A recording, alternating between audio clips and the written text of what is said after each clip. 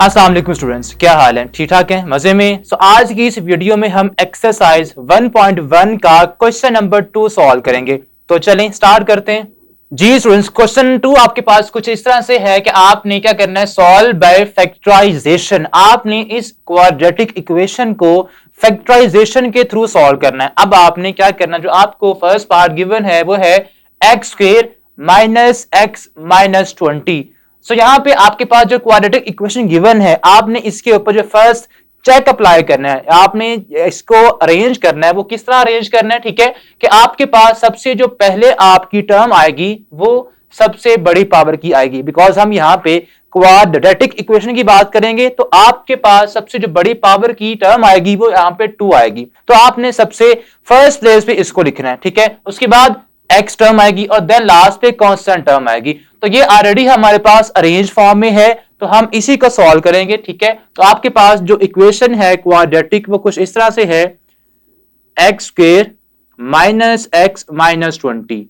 अब स्टूडेंट्स आपने इसको फैक्टराइज करना है। फैक्टराइज आपने किस तरह करना है कि आपने देखना है कि यहां पे जो कांस्टेंट टर्म है जो कि यहां पे 20 है, और आपके पास यहां पे कोफिशिएंट एक्स स्क्वायर टर्म का है और यहां पे जो है 1। ठीक है, आपने इन दोनों को मल्टीप्लाई करना है। ठीक है, अगेन रिपीट कर रहा हूं, जो आपके पास कांस्टेंट टर्म होगी आपने इसको, और coefficient of x square term आपने इन दोनों को मल्टीप्लाई करना। तो ये आपके पास क्या बनता है? ये बनता है 1 इंटू 20।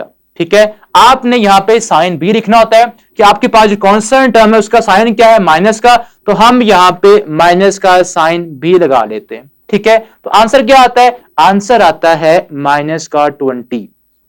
ये हमारे पास इसका आंसर आता है। अब आपने क्या करना है, अब आपने इस माइनस के 20 को कुछ इस तरह से लिखना है कि दो नंबर्स आपने ऐसे ढूंढने हैं कि उन दो को मल्टीप्लाई करें तो आंसर क्या आए? माइनस 20 आए। ठीक है, तो वो दो नंबर्स आप कह लें या इसके फैक्टर्स कह लें कि आपने 20 के फैक्टर्स ढूंढने। अब वो कौन कौन से बनते हैं आप यहां पे लिख सकते हैं।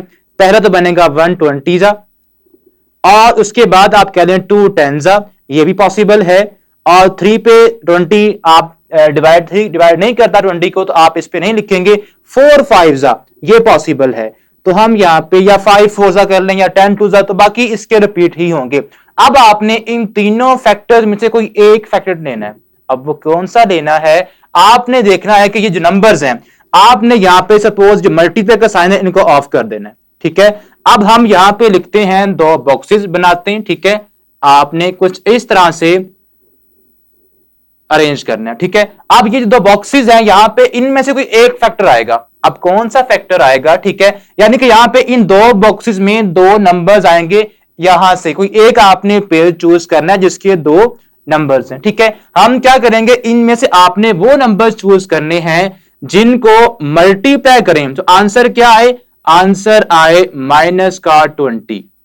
ठीक है, और अगेन उसके बाद और क्या करना है, और आपने प्लस या माइनस करना है उनको कुछ इस तरह से कि आपके पास आंसर क्या है? आपके पास आंसर यहां पे जो मिड टर्म है, ये मिड टर्म यहां पे इसका जो कोफिशिएंट वो क्या है? -1। तो आपका आंसर उनको प्लस माइनस करने से माइनस का 1 आए।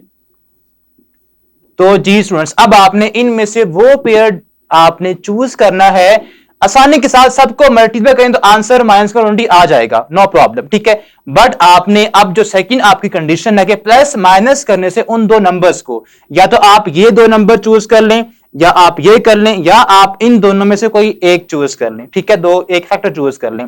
तो हम क्या करेंगे, हम ये देखेंगे कि आपके पास कौन सा फैक्टर ऐसा है जिसके दो नंबर्स और उनका डिफरेंस क्या है? माइनस का 1 उनका डिफरेंस आए। ठीक है, उनको प्लस या माइनस इस तरह करें कि उनका आंसर क्या आ जाए? -1 उनका आंसर आ जाए। तो हम ये चूज करेंगे 4 और 5। तो हम यहां पे लिखते हैं 4 और 5। ठीक है, यानी कि यहां भी हम 4 और 5 लिख देंगे। अब आपने दोनों को मल्टीप्लाई करना है तो आंसर क्या है? माइनस का 20। चले माइनस का 20 का भूलते हैं, अभी हम इसको नहीं लिखते। ठीक है, अब आपने हमें आंसर चाहिए माइनस का 1। तो हम क्या करेंगे, अगर प्लस का 4 कर दें और माइनस का 5 कर दें, ठीक है, तो इन दोनों को सॉल्व करने से क्या आंसर आता है? -4 प्लस का 4 एंड माइनस का 5, तो आंसर क्या आता है?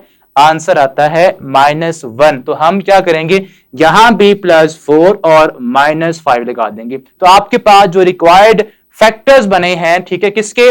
20 के, ठीक है, -20 के वो कौन कौन से बनते हैं? +4 एंड -5। तो ये हमने क्या करना है, ये जो आपके पास मिड टर्म है ये वाली, इसकी जगह पे आपने क्या लिख देना है? 4x एंड -5x, बिकॉज आपकी जो मिड टर्म है उसका जो वेरिएबल है वो क्या है? x है, ठीक है। तो आपने इनके साथ भी क्या लगा देना है? x लगा देना है, और आपने मिड टर्म की जगह पे ये दो टर्म्स लिख देनी है, ठीक है। तो अब हम इसको लिखते हैं। तो जी स्टूडेंट्स, अब ये बन जाएगा हमारे पास, यहां पे जो आपके पास फर्स्ट टर्म है इसको आपने एज इट इज ही लिखना है। अब आपने मिड टर्म को ब्रेक करना होता है, इसको आप मिड टर्म ब्रेकिंग भी बोलते हैं, ठीक है। तो आपके पास जो इस मिड टर्म की जगह पे दो टर्म्स आएंगी, आपने उसको ब्रेक करके दो में आपने इसको लिखना है। वो कौन कौन सी है? प्लस का 4x एंड माइनस का 5x, ठीक है। तो ये बन जाएगा +4x -5x और यहां पे माइनस का 20।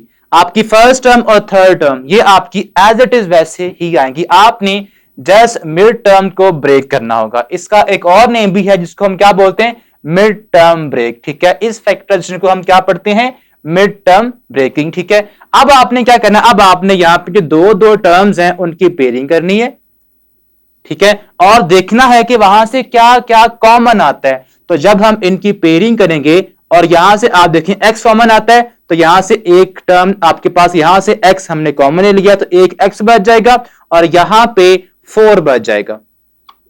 अब यहां से कॉमन क्या आता है? यहां से हम कॉमन लेंगे माइनस का 5, ठीक है, इन दो टर्म्स में से।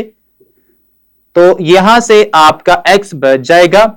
हमने यहां पे अब देखें, यहां पे था माइनस, तो प्लस का x बचेगा ब्रैकेट के अंदर, बिकॉज आप जब माइनस कॉमन लेंगे तो इन साइड ब्रैकेट के हर टर्म के साइन को हमने चेंज करना होता है। अब यहां पे माइनस है और यहां भी हमने माइनस कॉमन ले लिया, तो ये साइन चेंज होंगे, ये माइनस प्लस में चेंज हो जाएगा, और 5 4 20 होता है, तो ये x +4 ये बन जाएगा। अब आप देखें, यहां भी x +4 है और यहां भी x +4 है। आपने इसको कॉमन ले लेना इसमें से, ठीक है, x +4 कॉमन आ जाएगा और यहां पे इस टर्म में से बचेगा x, और यहां से ये हमने कॉमन ले लिया है और यहां से बचेगा माइनस का 5। या आसानी के लिए आपने x +4 दोनों में से लेना है कॉमन। अब जो ब्रैकेट्स के बाहर हैं उसको आपने एक और ब्रैकेट में क्लोज कर देना है।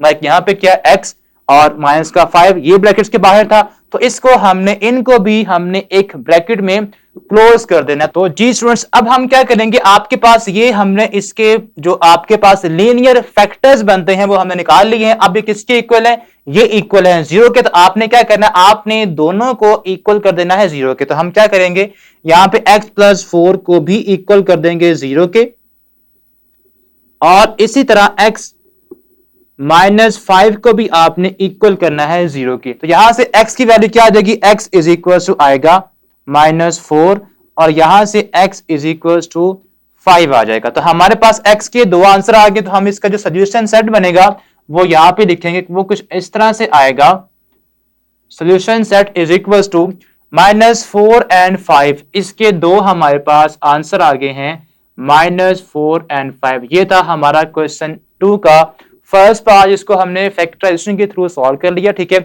इसके दो आंसर आए, एक हमारे पास x की वैल्यू है -4 और एक आपके पास क्या है? प्लस का 5। अब हम इसका सेकंड पार्ट उसको सॉल्व करेंगे।